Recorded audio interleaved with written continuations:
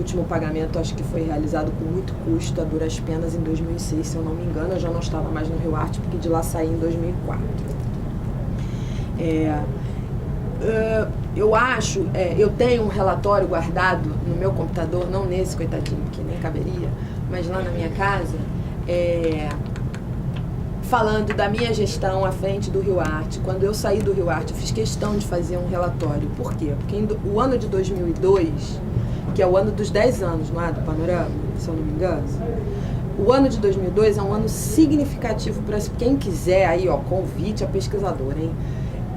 Para se pensar, essa história, ele é um divisor de águas, de certo modo, porque tem ótimos indicativos, essa palavra aí, que a gente adora ficar usando, do economês, tem ótimos indicativos ali, isso está presente no meu relatório, um relatório que a gente faz no final do ano, quando a gente trabalha, né, numa gestão de dinheiro público, porque nesse ano foram aplicados R$1.500.000 em dança.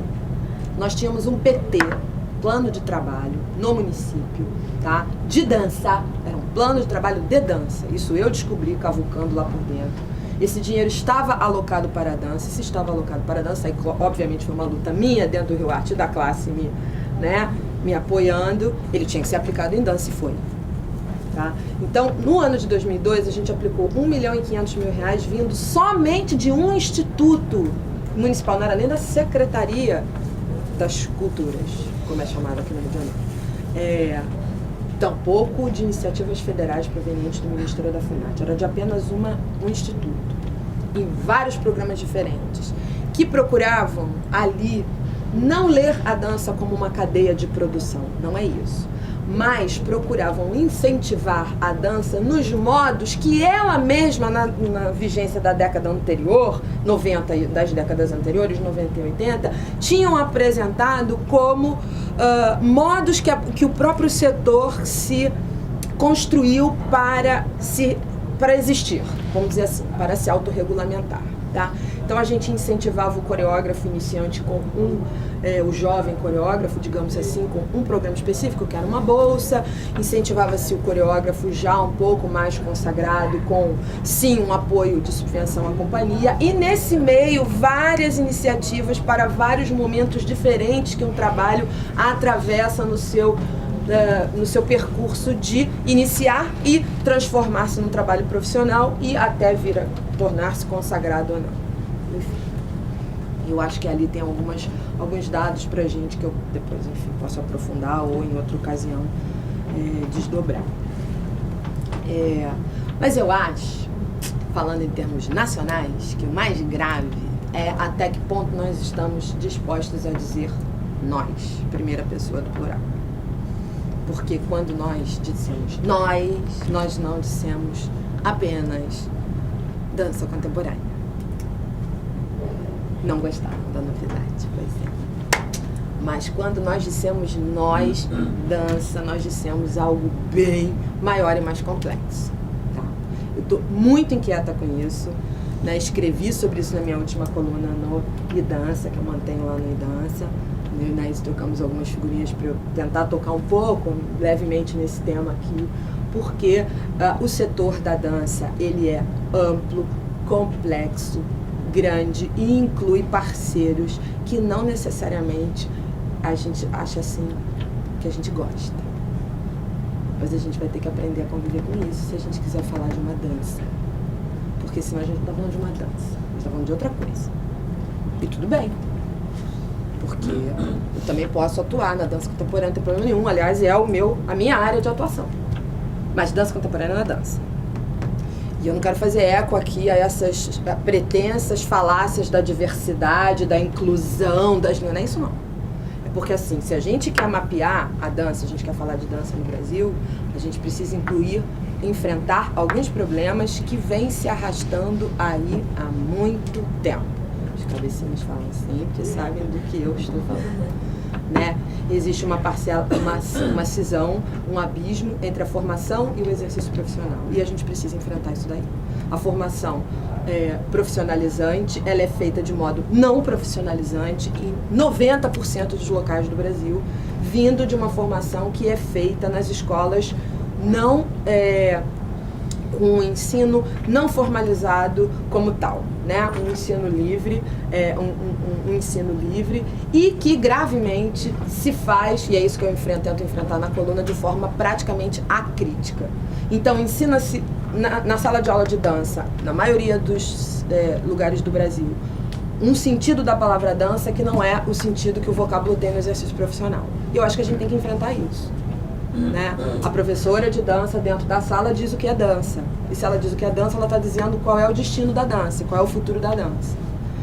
Por outro lado, a gente que trabalha profissionalmente com a dança não consegue ainda expedientes para ler e entender o que está acontecendo aqui. E há esse abismo, né? A gente nem é um abismo que a gente acena um pro outro assim, tô aqui. Não.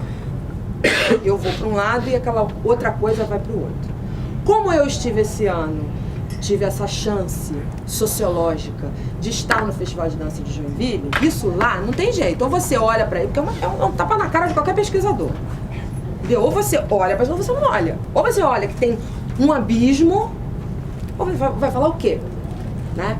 Aquelas 4.000 pessoas urrando naquela arena, aquele festival existindo há 26 anos, e aí? Né? Eu aproveitei a oportunidade para pensar. Tá lá na minha coluna um monte de coisa que eu pensei sobre isso, né? Não estou fazendo eco a quem critica, nem a quem defende o Festival de Joinville. Não, estou falando de uma questão muito mais grave, muito mais urgente, que é a cisão entre profissionalização e formação. Acho que a gente devia se reunir para pensar sobre isso também. Tem muitas outras coisas para falar, mas vou me deter. Bom dia, e eu queria... estou muito contente de estar aqui hoje e, enfim, desde quinta-feira, num festival que,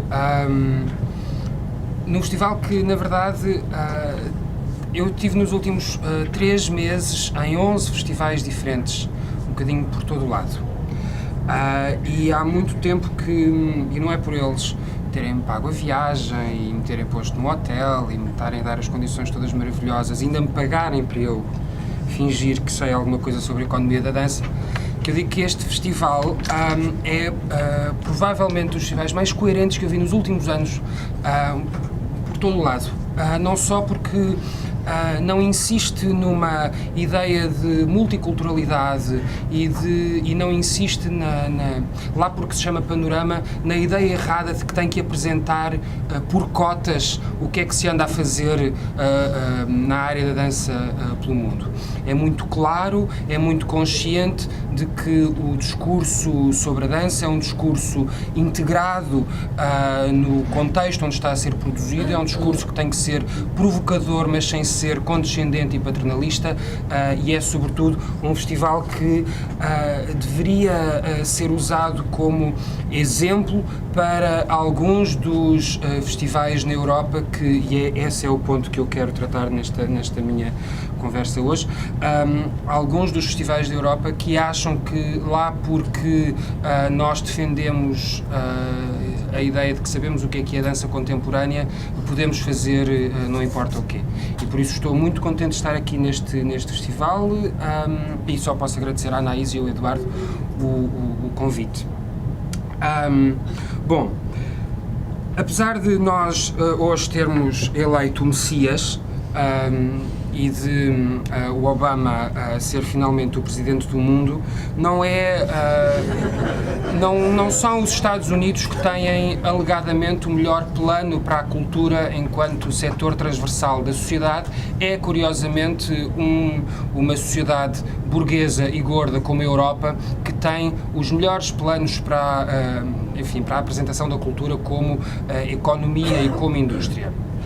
Ou pelo menos é assim que o mundo inteiro olha para a Europa, menos os europeus. Os dados que eu vou-vos, encher com uma série de informações que fomos recolhendo ao longo do tempo, para vos mostrar que, apesar de nós termos inventado todos os programas de apoio, apesar de nós termos parcerias para tudo e mais alguma coisa, apesar de nós criarmos coisas como anos internacionais que de repente fazem surgir do nada uma série de verbas e fazem com que os criadores este ano sejam interculturais, no próximo ano sejam criativos e inovadores e em 2010 seja uma outra coisa qualquer. Não existe, ao contrário daquilo que se possa achar, uma política cultural europeia, não existe uma identidade cultural europeia, existe um saco de gatos onde andamos todos a tentar roubar do quintal do vizinho as verbas que possam fazer mostrar que o nosso país é o país que, como a França nos ensina, o país da exceção cultural.